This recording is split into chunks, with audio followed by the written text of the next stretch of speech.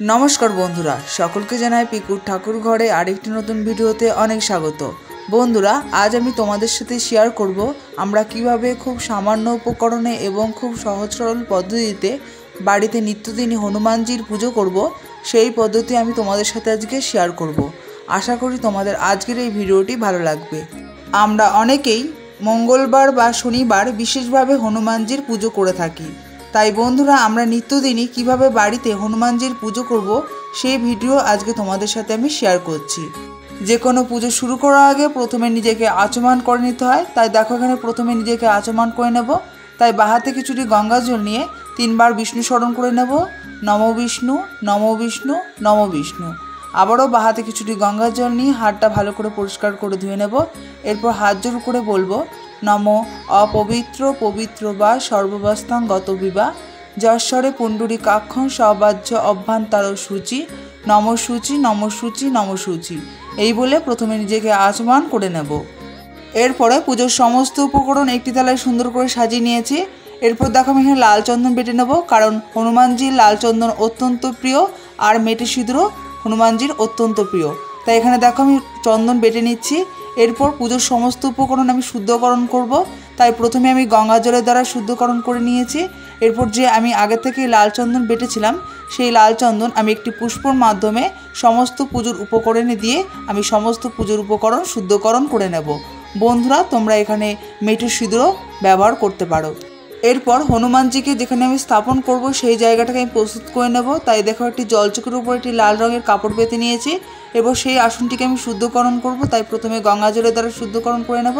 এরপর পুষ্পর মাধ্যমে আমি সেই আসনটিকে শুদ্ধকরণ করে নেব। আজ আমি তোমাদের সাথে চিত্রপটে পুজো বিধি দেখাবো। তাই দেখো এখানে ভগবানের চিত্রপটটি আসনে স্থাপন করে ভগবানকে প্রণাম করে নেব। এরপর যে কোনো পুজো শুরু করার আগে প্রথমে প্রদীপ এবং ধূপকাঠি প্রচলন করে নিতে হয়। তাই এখানে দেখো আমি তেলের প্রদীপ প্রচলন করে নিচ্ছি। তোমরা ঘিয়ের প্রদীপও প্রচলন করতে পারো। ভগবানের সামনে প্রদীপ প্রচলন করার পর ভগবানের সামনে একটি আমি এখানে ধূপকাঠি প্রচলন করে নেব। হনুমানজি হলেন রুদ্র অবতার অর্থাৎ শিবের অংশ। শ্রী রামচন্দ্রের আশীর্বাদ তা কোনো কিছুই অসম্ভব হয় না। মনে করা হয় ভক্তি এবং বিশ্বাস সহকারে হনুমানজির পুজো করলে তিনি তার সকল ভক্তদের মনস্কামনা পূর্ণ করেন। হনুমানজিকে ধূপকাঠি এবং প্রদীপ দ্বারা আরতি করার পর হনুমানজির স্নানের বিধি শুরু করব। তাই একটি পরিষ্কার কাপড়ে আমি দেখো এখানে গঙ্গার জল এবং সুগন্ধি দ্রব্য হিসেবে এখানে অগরু এবং গোলাপ জল আমি দিয়ে স্নানের কাপড়টি আমি প্রস্তুত করে নেব। এরপরে ভগবান হনুমানজিকে আমি আলতো হাতে ভগবানের চিত্রপটটি আমি পরিষ্কার করে মুছে নেব। বন্ধুরা তোমাদের বাড়িতে যদি হনুমানজির পিতলের বা পাথরের বিগ্রহ থেকে থাকে তাহলে তোমরা নিত্যদিনই পঞ্চমৃত বা দুধ এবং গঙ্গা জলের দ্বারা স্নানাভিষেক করাতে পারো। আর তোমরা যারা আমার মতন চিত্রপটে পুজো করো তোমরা এভাবেই ভগবানকে প্রত্যেকদিন স্নানাভিষেক করাতে পারো। এরপর হনুমানজির কপালে দেখো এখানে আমি সিঁদুরের তিলক এবং লাল চন্দনের তিলক পরিয়ে দিয়েছি। যেহেতু আমার কাছে মেটে সিঁদুর নেই তাই হনুমানজির কপালে আমি সিঁদুরের তিলক এবং লাল চন্দনের তিলক পরিয়ে দিয়েছি। হনুমানজির বুকে রামচন্দ্রের বাস, তাই রামচন্দ্রের কপালে কেশর চন্দনের তিলক পরিয়ে দিয়েছি এবং প্রভু হনুমানজির বক্ষে আমি 2টি তুলসীপত্র নিবেদন করেছি। পুজো শুরু করার আগে প্রথমে গণেশজির পুজো করে নিতে হয়। তার হাতে লাল চন্দন সহযোগে জবা ফুল নিয়ে ওম গাং গণেশের উদ্দেশ্যে আমি নিবেদন করে দিয়েছি। হনুমানজির পুজো করার আগে প্রথমে রামচন্দ্রের পুজো করে নিতে হয়। হাতে কেশর চন্দন সহযোগে আমি পুষ্প নিয়ে রামচন্দ্রের উদ্দেশ্যে পুষ্প নিবেদন করে দেবো এবং হাতে আবারও কেশর চন্দন সহযোগে পুষ্প নিয়ে মাতা সীতার উদ্দেশ্যে আমি পুষ্প নিবেদন করে দেবো। হনুমানজির লাল জবা ফুল অত্যন্ত প্রিয়, তাই হনুমানের গলায় একটি লাল জবা ফুলের মালা নিবেদন করেছি লাল চন্দন সহযোগে। এরপর হনুমানজির চরণে আমি এখানে লাল জবা ফুল নিবেদন করব লাল চন্দন সহযোগে। এরপর হনুমানজির উদ্দেশ্যে 3 বার পুষ্পাঞ্জলি দিয়ে নেব। তাই হাতে লাল চন্দন সহযোগে লাল জবা ফুল নিয়ে আমি হাত জোড় করে বলবো ওং হং হনুমাতেই নমঃ। এই মন্ত্রটি 3 বার উচ্চারণ করে হনুমানজির চরণে 3 বার পুষ্পাঞ্জলি দিয়ে নেব লাল জবা ফুল সহযোগে। এরপরে হনুমানজির প্রিয় লাল জবা ফুলের দ্বারা আমি হনুমানজির আসনটি সুন্দর করে পুষ্পের দ্বারা সাজিয়ে তুলব। তোমরা নিত্যদিনই বা শনি মঙ্গলবার করে হনুমানজিকে একটি করে লাল গোলাপ ফুল নিবেদন করবে, কারণ হনুমানজির লাল গোলাপ ফুল অত্যন্ত প্রিয়। হনুমানজির আসনটি পুষ্পের দ্বারা সাজানোর পর এবার হনুমানজিকে প্রণাম করে নেব। হনুমানজির পুজোয় বিশেষ উপকরণের প্রয়োজন হয় না। হনুমানজিকে ভক্তি সহকারে পুজো করলেই হনুমানজি গ্রহণ করেন। বন্ধুরা তোমরা নিত্যদিনই চেষ্টা করো বট, অশ্বত্থ বা আকন্দ পাতায় তোমরা রাম লিখে ভগবান হনুমানজির সামনে নিবেদন করার। আমি এখানে একটি পাতা নিবেদন করেছি। তোমরা চাইলে 3টি, 5টি, 9টি তোমরা যেটাই পাতা পাবে সেই পাতায় রাম লিখে তোমরা ভগবান হনুমানজির সামনে নিবেদন করতে পারো। আজ আমি আকন্দ পাতায় রাম লিখে কেশর চন্দন সহযোগে ভগবান রামের উদ্দেশ্যে নিবেদন করব। তোমরা কেশর চন্দনের বদলেও তোমরা লাল চন্দন বা অষ্টগন্ধা চন্দন দিয়েও তোমরা রাম লিখে ভগবান হনুমানের সামনে নিবেদন করতে পারো। এরপর ভগবানের সামনে দেখো এখানে আমি একটি জলশঙ্খ নিবেদন করলাম তুলসী পাতা এবং লাল জবা ফুল সহযোগে, এবং আগে থেকে যে আমি রাম লিখে আকন্দ পাতাটি প্রস্তুত করে রেখেছিলাম সেই পাতাটি আমি হনুমানজির সামনে নিবেদন করে দিচ্ছি।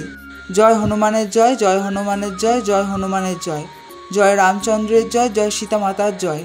এরপর আমি সেই আকন্দ পাতার উপর একটি লাল জবা ফুল আমি নিবেদন করে দিয়েছি। এরপর হনুমানজিকে ভোগ নিবেদন করব, সেই ভোগটি আমি প্রস্তুত করে নিচ্ছি।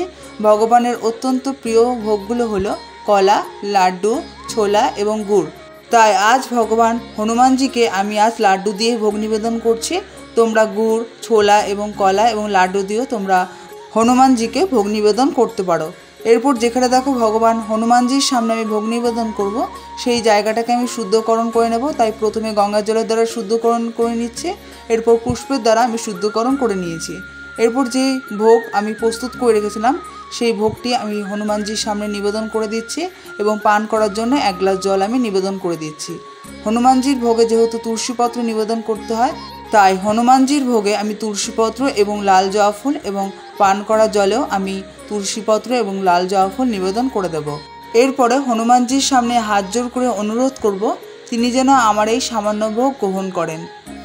এরপর হনুমানজির উদ্দেশ্যে একটি তুলসীর দল নিবেদন করব। তাই কেশরচন্দন সহযোগে আমি হনুমানজির উদ্দেশ্যে একটি তুলসীর দল আমি নিবেদন করে দেব। পুজোর সবশেষে হনুমানজির আরতি করে নেব। তাই এখানে দেখো প্রথমে আমি তেলের প্রদীপ দিয়ে আরতি করে নিচ্ছি। তোমরা ঘিয়ের প্রদীপ প্রচলন করেও তোমরা আরতি করতে পারো বা মঙ্গল শনিবার করে অবশ্যই ঘিয়ের প্রদীপ প্রচলন করতে পারো। ঘিয়ের প্রদীপ অত্যন্ত শুভ বলে মনে করা হয়। এরপরে প্রদীপ দিয়ে আরতি করার পর আমি এখানে দেখো ধূপকাঠি দিয়ে আরতি করে নিচ্ছি। এরপরে জলশঙ্খ দ্বারা আরতি করে নেব। হনুমানজিকে বা বজরংবলীকে সংকট মোচন বলে মনে করা হয়, কারণ হনুমানজিকে ভক্তি সহকারে পুজো করলে হনুমানজির কৃপালাভ পাওয়া যায় এবং হনুমানজির ভক্তরা কোনো বিপদে পড়লে হনুমানজিকে একবার স্মরণ করলে হনুমানজি তার ভক্তদের বিপদ আপদ থেকে রক্ষা করে। হনুমানজির উদ্দেশ্যে আরতি করার পর হনুমানজিকে আমি এখানে প্রণাম করে নিচ্ছি। তিনি যেন আমার এই সামান্য পুজো গ্রহণ করেন এবং আমার পুজো পাঠে যদি কোনো ভুল হয়ে থাকে তিনি যেন আমাকে ক্ষমা করে দেন। বন্ধুরা তোমরা বাড়িতে খুব সহজ সরল পদ্ধতিতে এবং খুব সামান্য উপকরণে কিভাবে বজরংবলী বা হনুমানজির নিত্য পুজো করবে সেই পূজা পদ্ধতি আমি তোমাদের সাথে আজকে শেয়ার করলাম। আশা করি তোমাদের আজকের এই ভিডিওটি ভালো লেগেছে। বন্ধুরা তোমাদের যদি আজকের এই সহজ সরল পূজা পদ্ধতি ভালো লেগে থাকে তাহলে প্লিজ ভিডিওতে একটি লাইক করে অবশ্যই কমেন্টের মাধ্যমে জয় হনুমানের জয় বা বজরংবলীর জয় লিখতে ভুলবেন না। বন্ধুরা তোমরা যারা আমার চ্যানেলে নতুন রয়েছো বা নতুন আজকে আমার ভিডিওটি দেখছো তাদেরকে অনুরোধ করব আমার এই চ্যানেলটিকে সাবস্ক্রাইব করে আমার পাশে থাকার অনুরোধ রইল, এবং যারা আগে থেকেই আমার বন্ধু হয়ে রয়েছো তাদেরকে অসংখ্য ধন্যবাদ আমার বন্ধু হওয়ার জন্যে। আর তোমরা যারা আজকের এই ভিডিওটি শেষ পর্যন্ত দেখলে তাদেরকে অসংখ্য ধন্যবাদ ভিডিওটি সম্পূর্ণ দেখার জন্যে। তাহলে বন্ধুরা আজকের ভিডিওটি আমি এখানে শেষ করছি। দেখা হচ্ছে পরের ভিডিওতে। ধন্যবাদ।